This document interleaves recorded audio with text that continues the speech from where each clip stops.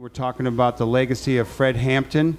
Some of you who are listening already know and knew that 40 years ago yesterday, on December 4th, the Chicago police, acting in concert with the FBI and the COINTEL program, murdered Fred Hampton in his bed.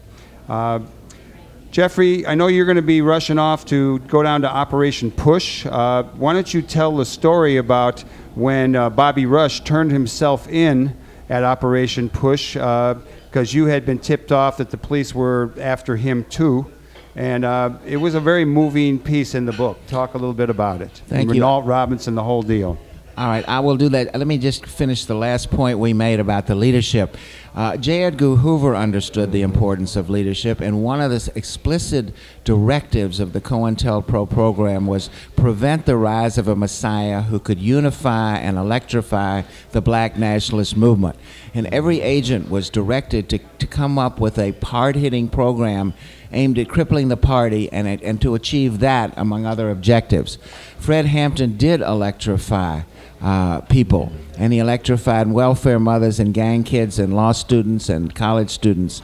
So yes, he was an important person, and the FBI, we believe, targeted him because of his charisma, because, as Michael said, his ability to galvanize different kinds of people.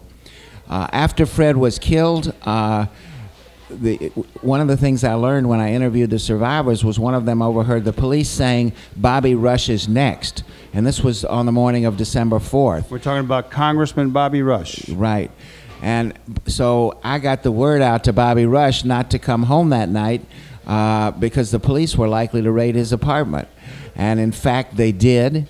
And they claimed they found contraband there, which is clearly a lie, because if there had been anything there, he wouldn't have had it there because he knew they were coming. But anyway, they claimed they found it, so there was a warrant out for Bobby Rush on December 5th. And everybody was frightened that if the police arrested him, they might beat him up at a minimum. And we were concerned.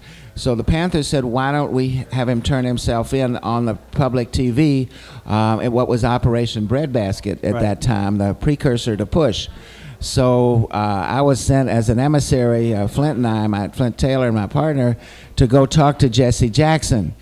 And we went to his apartment, and I remember him coming out in his pajamas and bathrobe, and we said, we're lawyers for the Panthers, and Bobby Rush would like to turn himself in on the live part of your program.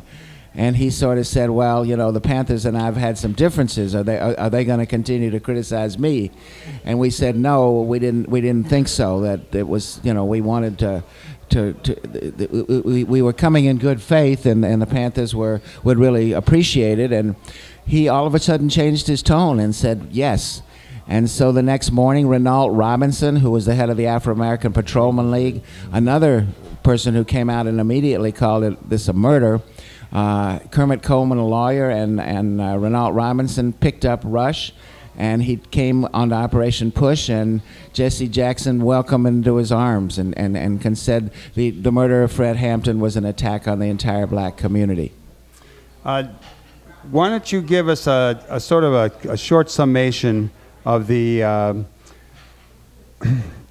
trial? I mean, not the trials of the people who were in the house when the assassination took place, but basically the People's Law Office did eventually sue the government and had some real success. And I guess part of the thing I'd like to know is, did the city ever admit to anything, or no? They kept getting kind of exonerated by their own panels, as I recall. Never really fessed up to it, but you did have a victory in court.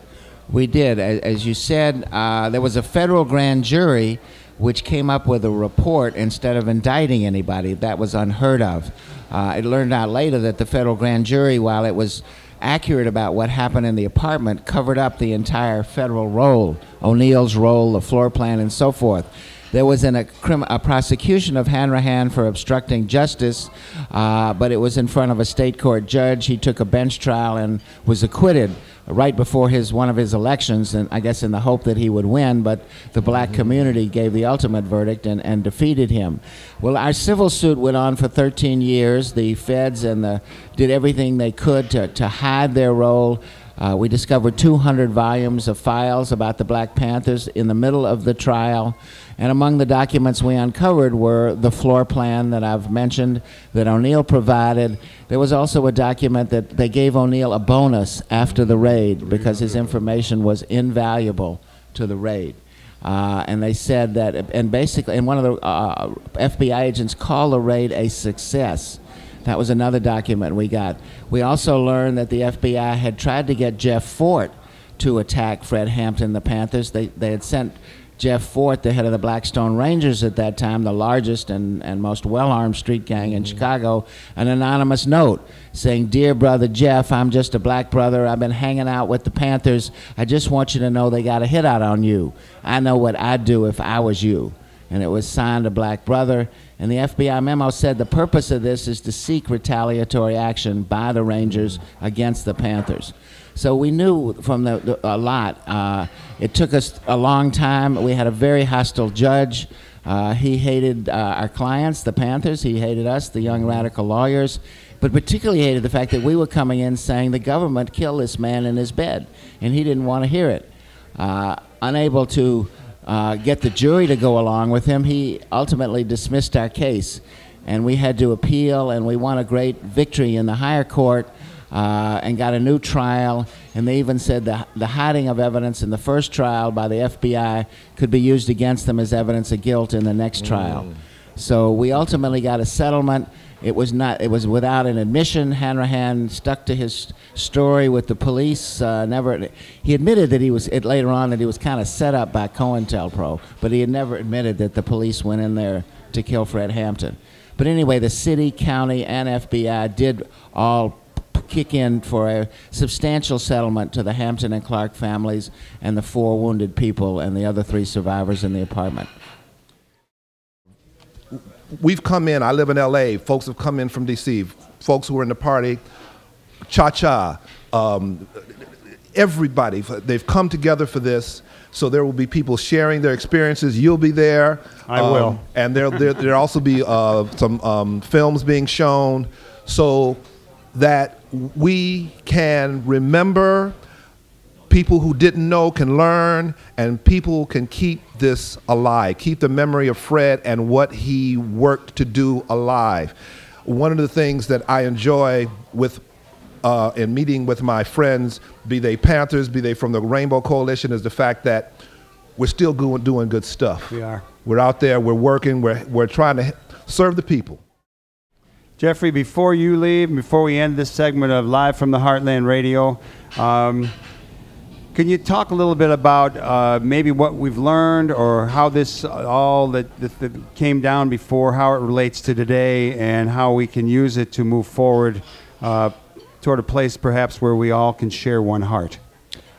Well, I think first we need to know, and I spent a lot of time in the book trying to humanize Fred Hampton.